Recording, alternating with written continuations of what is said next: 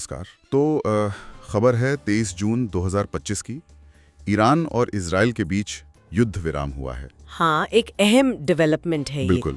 आज हमारे पास कुछ लेख और नोट्स हैं जो इसी नाजुक समझौते से जुड़े हैं। तो कोशिश करेंगे कि इन दस्तावेजों को देखकर समझें कि भाई ये समझौता असल में है क्या और इसके पीछे की उलझनें क्या हैं। हाँ बिल्कुल। और हमारा ध्यान खास तौर पर रहेगा कि ईरान और इजराइल दोनों ने कैसे रिएक्ट किया है। सही। गाजा में क्या सूरत हाल है, दुनिया भर से क्या आवाजें आ रही हैं, और वो सबसे अहम मुद्दा परमाणु वाला, उस पर क्या असर है। हाँ, वो तो बहुत जरूरी है। तो चलिए शुरू करते हैं फौरन आई प्रतिक्रियाओं से।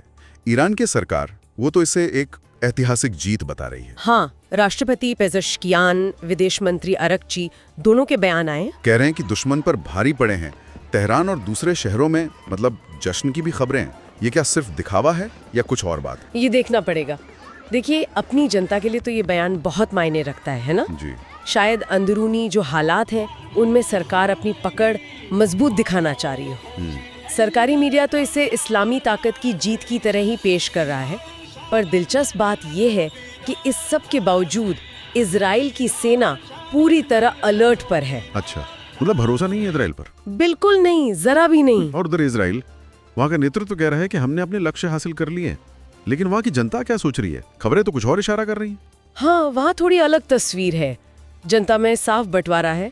कुछ लोग कह रहे हैं सरकार को और सख्ती दिखानी चाहिए थी, खासकर वो बियरशेबा हमले के बाद शायद। हाँ बिल्कुल, उसके बाद से सुरक्षा को लेकर चिंताएं तो बढ़ी हैं। और इसी माहौल में अब इजराइल का ध्यान जो है वो ज्यादातर गाजा पे टिक गया है। अच्छा, गाजा की बात आई है तो वहाँ क्या चल रहा है? सुना है हमास और इस्लामिक जिहाद के साथ अलग से बातचीत चल रही है। बातचीत तो हो रही है पर सीधी नहीं। बीच में मध्यस्थ है कतर, मिस्र, तुर्की, ये देश कोशिश कर रहे हैं। लेकिन स्थिति तो वहाँ बहुत खराब बताई जा रही है। बहुत ज्यादा। मानवीय संकट जिसे कहते हैं वो है। हवाई हमले हुए, तबाही मची है, बिजली, पानी, दवाएं, हर चीज की भयानक कमी है। और वो बंदूकों का क्या हुआ? 100 से ज्यादा लोग थे शायद। हाँ, उनकी रिहाई पे बात तो चल रही है, लेकिन कोई ठोस नतीजा अभी तक नहीं निकला है। वहाँ शांति अभी बहुत दूर है, साफ है ये बात। और दुनिया भर से कैसी प्रतिक्रिया है इस युद्ध विराम पर? ज्यादातर स्वागत ही हुआ है। संयुक्त राष्ट्र, यूरोपीय संघ, रूस, चीन, जीसीसी सबने कहा है कि संयम बरतना जरूरी है। अमेरिकी दूत का भी बयान आया था शायद। हाँ, स्टीव विटकॉफ, उन्होंने इसे शांति की शुरुआत कहा है। और बाजारों ने भी थोड़ी राहत की सांस ली। तेल की कीमतें गिरी कुछ 3%।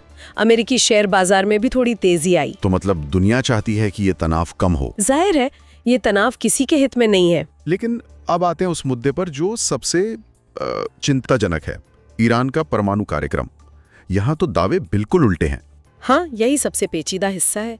अमेरिका और इजराइल कह रहे हैं कि उनके हमलों से ईरान का परमाणु कार्यक्रम महीनों पीछे चला गया। पर ईरान क्या कर रहा है? ईरान के कदम कुछ और बता रहे हैं।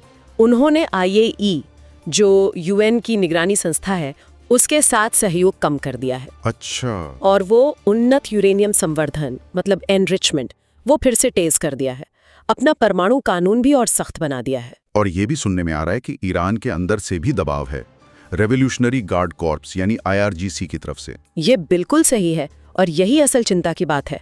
IRGC के कुछ कमांडरों के बारे में कहा जा रहा है कि वो अब परमाणु हथियार बनाने की बात कर रहे हैं। क्या खुलकर तो नहीं, लेकिन ये बात हवा में है कि अगर इजराइल ने दोबारा हमला किया तो फिर हमें भी परमाणु हथियार बनाने चाहिए। ये दबाव बन रहा है अंदर। लेकिन आयतुल्ला खामेनेई का तो फतवा है परमाणु और हथियारों के खिलाफ, वो तो अभी भी लागू है ना? हाँ, वो फतवा अभी भी लागू है, लेकिन ये अंदरूनी दबाव कितना बढ़ता है ये देखने वाली बात होगी। इसी वजह से ये युद्ध विराम इतना नाजुक है। ये टिकेगा या नहीं, ये इस पर निर्भर करता है कि इजराइल आगे क्या करता है और ईरान अपने परमाणु कार्यक्रम को कितना आगे बढ़ाता है। बिल्कुल, दोनों तरफ के कदमों पर नजर रखनी होगी। ऐसे में कतर और अमेरिका जैसे मध्यस्थों की भूमिका और भी अहम हो जाती है शायद। हाँ, भविष्य की बातचीत के लिए उनकी भूमिका बहुत जरूरी हो सकती है। और अंतर्राष्ट्रीय समुदाय भी शायद तेहरान पर दबाव बनाए रखने के लिए कुछ नए तरीके सोचे। तो कुल मिलाकर तस्वीर क्या उभर रही है?